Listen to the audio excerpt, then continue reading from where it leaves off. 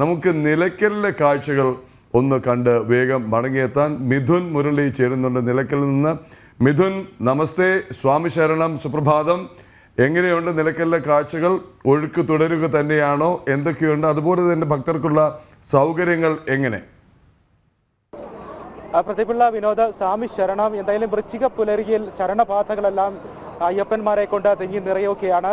നിലയ്ക്കലിലും തിരക്കുണ്ട്. തിരക്ക് നിയന്ത്രണ വിധേയമാണ്. ഇന്നലെ രാത്രിയിലും വലിയ രീതിയിലുള്ള തിരക്ക് ഇവിടെ അനുഭവപ്പെട്ടു എന്നാണ് ഇവിടെ ജോലി ചെയ്യുന്ന ഉദ്യോഗസ്ഥന്മാരൊക്കെ പറയുന്നത്. ഇപ്പോൾ ഓരോ KSRTC ബസ്സുകളിലായിട്ട്, ഷട്ടിൽ സർവീസുകളിലായിട്ട് പമ്പയിലേക്ക് അയ്യപ്പന്മാരെ എത്തിച്ചുകൊണ്ടിരിക്കുകയാണ്. ഓരോ സമയത്തും പമ്പയിൽ നിന്നും ബസ് തിരികെ വരുന്നുണ്ട്, അയ്യപ്പന്മാർ മടങ്ങിയെത്തുന്നുണ്ട്. അതോടൊപ്പം തന്നെ അയ്യപ്പന്മാരുമായിട്ടുള്ള ഷട്ടിൽ സർവീസുകൾ ഇവിടെ നിന്ന് പോകുന്നുമുണ്ട്. ഇന്നലെ ഇരുന്ന് മാത്രം യാത്ര ചെയ്യാനുള്ള സൗകര്യം ബസ്സുകളിൽ അയ്യപ്പന്മാർക്ക് ലഭിച്ചിരുന്നു എന്നെങ്കിൽ ഇന്ന് തിരക്ക് കൂടിയ സാഹചര്യത്തിൽ നിന്നും യാത്ര ചെയ്യേണ്ട സാഹചര്യത്തിലേക്ക് അയ്യപ്പന്മാർ മാറുന്നുണ്ട്.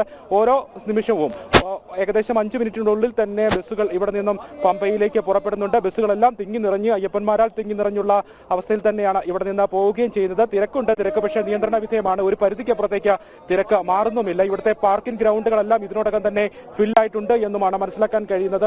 6ലധികം പാർക്കിംഗ് ഗ്രൗണ്ടുകൾ ഇതിനോടകം തന്നെ ഫില്ലായിട്ടുണ്ട്. ഒപ്പം തന്നെ മറ്റു പാർക്കിംഗ് ഗ്രൗണ്ടുകൾ 17 എണ്ണത്തിൽ മിക്കതും 90% മുകളിലേക്ക് എത്തുകയും ചെയ്യുന്നു. വരും മണിക്കൂറുകളിലും തിരക്ക് വർദ്ധിക്കുവാനുള്ള സാധ്യതയാണ് കാണുന്നത്. പമ്പയിലും നിലയ്ക്കലും ഇനിയുള്ള മണിക്കൂറുകളിലും തിരക്ക് ഉണ്ടാകുമെന്ന് തന്നെയാണ് അറിയുന്നത്.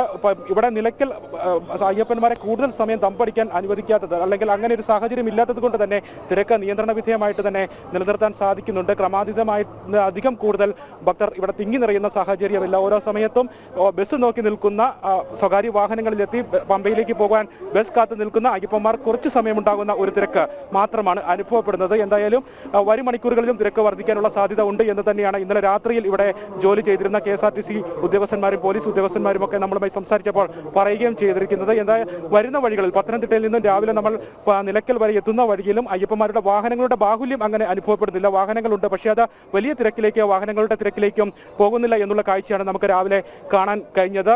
നിയന്ത്രണ വിധേയമായിട്ടുള്ള ഒരു സുഗമമായിട്ടുള്ള തീർത്ഥാടനം സാധ്യമാകുന്നുണ്ട് ആദ്യ ദിവസം എന്ന് പറയേണ്ടിയിരിക്കുന്നു. ഇവിടുത്തെ സൗകര്യങ്ങളെ പറ്റി പറയുകയാണെങ്കിൽ ഇന്നലെ രാത്രിയിൽ മഴ പെയ്തിരുന്നു. അതുകൊണ്ട് തന്നെ പലയിടങ്ങളിലും പാർക്കിംഗ് ഗ്രൗണ്ടുകളിൽ പലയിടങ്ങളിലും ചെളി പൂണ്ടിട്ടുണ്ട്. അതൊരു അസൗകര്യമായിട്ട് അയ്യപ്പന്മാർക്ക് അനുഭവപ്പെടുന്നുമുണ്ട്. ഈ പരാതി നേരത്തെയും ഉയർന്നതാണ്. പല പാർക്കിംഗ് ഗ്രൗണ്ടുകളിൽ 17 എണ്ണത്തിൽ മിക്കയിടത്തും മണ്ണ് ഇട്ട് ഉറപ്പിച്ച് സുഗമമായിട്ട് വാഹനങ്ങൾ പാർക്ക് ചെയ്യുന്നതിനുള്ള ഒരു സൗകര്യം ഏർപ്പെടുത്തിയിട്ടില്ല എന്നുള്ള പരാതി നേരത്തെ തന്നെ ഉയർന്നതാണ്. അത് ശരിവെക്കുന്ന രീതിയിലേക്ക് ഇവിടുത്തെ കാഴ്ചകൾ മാറുന്നുമുണ്ട്. രാവിലെ നമ്മൾ വന്ന് നോക്കുമ്പോൾ മിക്കയിടത്തും ചെളി പൂണ്ടിട്ടുണ്ട്. അതൊരു അസൗകര്യമായിട്ട് തീർത്ഥാടകർക്ക് വാഹനം പാർക്ക് ചെയ്യുന്നതിനും പാർക്ക് ചെയ്തതിനു ശേഷം ആ വഴി സഞ്ചരിക്കുന്നതിനുമൊക്കെ അസൗകര്യം ഉണ്ടാക്കുന്നു എന്നുള്ള പരാതികൾ അവരിൽ നിന്നും ഉണ്ടാകുന്നുണ്ട്. ഒപ്പം തന്നെ പല ടോയ്ലറ്റുകളിലും ടാപ്പുകൾ സംവിധാനം പ്രവർത്തിക്കുന്നില്ല.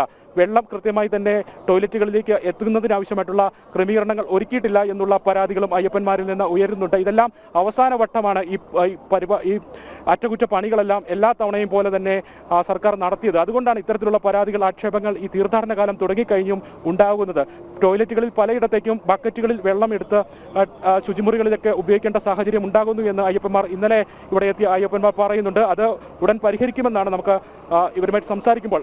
ഇതിന്റെ അറ്റകുറ്റപ്പണികൾ എടുത്തിരിക്കുന്ന കരാർ നടപടികൾ ഇപ്പോഴും തുടർന്നുകൊണ്ടിരിക്കുകയാണ്. അതിന്റെ ചില പ്രശ്നങ്ങൾ ഉണ്ട് എന്ന് മനസ്സിലാക്കാൻ കഴിയുന്നുണ്ട്. അങ്ങനെ ചില പരാതികൾ ഉയരുന്നുണ്ട്. പിന്നീട് വേണ്ടത് ഭക്ഷണവും കുടിവെള്ളവും ഉൾപ്പെടെയുള്ള കാര്യങ്ങളാണ്. അത് ക്രമീകരിച്ചിട്ടുണ്ട് എന്ന് സർക്കാരും ദേവസ്വം ബോർഡും അവകാശവാദം ഉന്നയിക്കുന്നുണ്ട്. അത് എത്രത്തോളം പ്രാവർത്തികമായി അയ്യപ്പന്മാർക്ക് സുഗമമായിട്ടുള്ള തീർത്ഥാടനം സാധ്യമാകുന്നതിന് വേണ്ടി പ്രയോജനപ്പെടും എന്നുള്ളത് വരും മണിക്കൂറുകളിൽ, വരും ദിവസങ്ങളിൽ നമുക്ക് കണ്ടറിയേണ്ടത് തന്നെയാണ്. എന്തായാലും തിരക്ക് ഇവിടെ നിയന്ത്രണ വിധേയമായിട്ട് തന്നെ പോകുന്നു. ബസ്സുകളിലേക്ക് അയ്യപ്പന്മാർ കയറുന്ന കാഴ്ചയാണ് നമ്മൾ കണ്ടുകൊണ്ടിരിക്കുന്നത്. ഓരോ സമയത്തും ബസ്സുകൾ പമ്പയിൽ നിന്ന് വരുന്നുണ്ട്. ഓരോ നിമിഷത്തിലും പമ്പയിൽ നിന്ന് 3-4 ബസ്സുകൾ ഒരേ സമയം തന്നെ ഇവിടേക്ക് എത്തുന്നുണ്ട്. ഒരേ സമയം തന്നെ 3-4 ബസ്സുകൾ ഇവിടെ നിന്ന് പമ്പയിലേക്കും പോകുന്നുണ്ട്. നിരക്ക് നിയന്ത്രണ വിധേയമായിട്ട് നിലനിർത്താൻ വേണ്ടി പോലീസ് ഉദ്യോഗസ്ഥരും KSRTC ഉദ്യോഗസ്ഥരുമെല്ലാം പണിപ്പെട്ട് അവരുടെ കർത്തവ്യങ്ങൾ നിർവഹിച്ചുകൊണ്ടിരിക്കുകയാണ്. പ്രതിപിള്ള.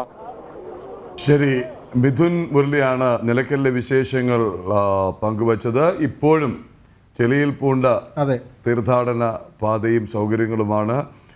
എല്ലാ സൗകര്യങ്ങളും ഒരുക്കും എന്നുള്ള വാക്കുകൾ മുഖവിലക്കെടുത്താണ് നമ്മൾ കഴിഞ്ഞ ദിവസം ദേവസ്വം ബോർഡ് പ്രസിഡന്റിൻ്റെ അടക്കം അഭിമുഖം